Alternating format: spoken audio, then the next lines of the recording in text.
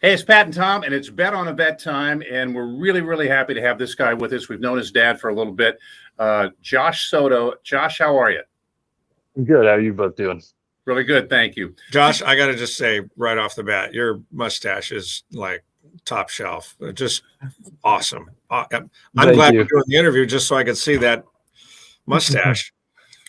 I appreciate it. I'm glad it brings joy to other people's lives too. Usually, for a mustache this awesome, you have to go to a firehouse. So I think we're good. Josh, first of all, you were in the Marines for what, 8 years? Yes. Okay, and what propelled you? What got you into the military? So my whole life, I always wanted to be in the military, but what really drove me was 9/11. I was like 15 when that happened. So when 9/11 happened, that really solidified what path I wanted to take. And when I was growing up and young man, I remember watching the Afghan war and the Iraq war on TV, and I was like, why am I not a part of that?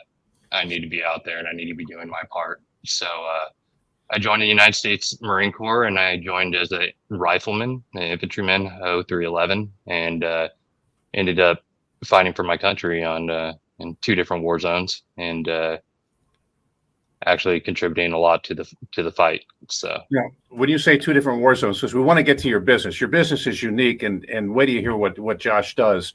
Where were your tours? Where did you serve? I was stationed down on Camp Pendleton down in San Diego, and I actually deployed to Fallujah, Iraq in 2007, 2008, and then I was deployed to Sangin, Afghanistan in 2010, 2011, and both those deployments were not easy. The Afghan deployment was it went in the history books as one of the worst deployments any Marine unit has been through.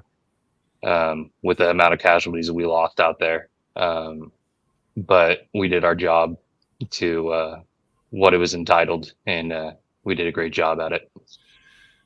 And to show you what Josh has gone through, or what you went through in both Afghanistan and Iraq, when you came back, when you were done with that, you weren't really done with the military. You were a combat instructor. Yeah. When I actually came back from combat, I was slotted to. I already re-enlisted, so I was actually going to go to the School of Infantry and train the next group of infantrymen that were coming up to survive in combat, because I felt like the wealth of knowledge that I learned from both those combat tours would help in leading Marines into the unknown and going out there and hopefully making sure that them and their friends come back alive. Okay, so you go from that to your business. What's the name of your business? His name is Aerios Operations, and Sounds Aerios great. in Latin means of the air. Of the air. So, Okay. And what is it you do? at Aerios Operations, our mission is to harness potential of cutting edge drone technology to transform the way our clients visualize and understand their world. So we use the latest drones and we actually do mapping and photogrammetry, and we can bring survey level accuracy to job sites, to any type of inspections. We go through cinematography, anything along those lines that our clients can think of, we can cover those avenues from an aerial perspective. Did you work with drones when you were in the military? Yes, I did. I actually worked, that was my first introduction to them, but then I was really a hobbyist and just got into flying little drones that I would buy for like $30 or something like that. But then actually getting into this and going through school, getting my Part 107 license, being an FAA pilot for UAS drones, it's been life changing, and it just gives me a different perspective on the world, and I love it, everything about it. I think we saw two stories today where they used drones. One, the awful fires in Maui, where they were doing aerial shots of what that looked like.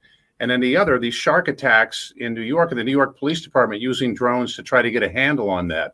Is that something your business would grow to be?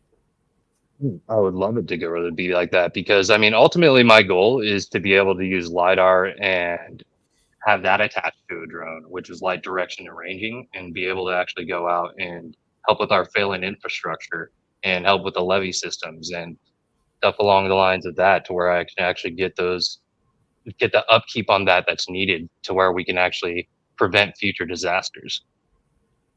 I would imagine this also, the Central Valley is a big agricultural hub, one of the biggest in the world. This is technology that farmers could, I know they are using it to their advantage, but I can see that as doing nothing but growing in the years ahead.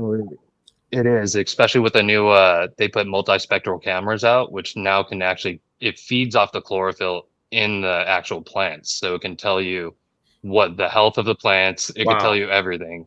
And it's actually saving millions of dollars for a lot of the farmers because it's showing them areas. Let's say you're not getting a lot of water in this left side of the field. You didn't know that. You just knew it was kind of hurting.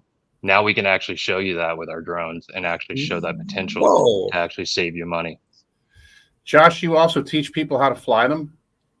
Yes, I'm a part-time instructor in 2 different pilot training schools. So at Drone Aviate and Dronatech. Both these companies are up in the Sacramento region, and we're out here and we're training people to be basic UAS pilots and getting them certified in different fields. So structure, mapping, advanced pilot, enterprise operations, everything, agriculture, cinematography. We have all those different classes that we teach, and really awesome, really good time. A lot of veterans that come through. A lot of veterans are finding this really fun and a great avenue to pursue. And that's my ultimate goal with Aerios is I would like to bring on more veteran pilots that I've actually been able to train and know that they work really good and be able to be a good asset to my company. That's awesome. Well, if somebody's interested in either learning to fly a drone or they say, hey, that's technology I could use in my business, how do they get a hold of you? Easiest way to get a hold of me is aeriosops.com, and my phone number's on there, my direct email, josh@aeriosops.com, and anything you would need, that would be the easiest way to get a hold of me. Yeah, and spell the name of your business because it looks Latin or Greek or something Roman. I don't know. Aerios. Okay. And in Latin, it means of the air. So we fly our drones in the air. Got it. AERIOSOPS.com. Yes, sir. Okay.